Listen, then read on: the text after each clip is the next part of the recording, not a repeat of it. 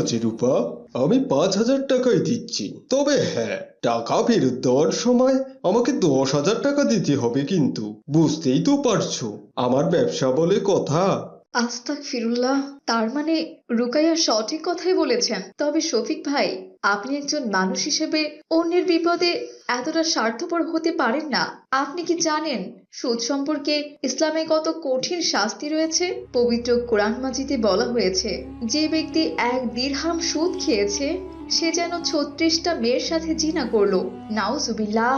নাউজুবিল্লাহ, এসব আপনি কি বলছেন বোন? সামান্য সুদের জন্য এত ভয়াবহ পরিণতি?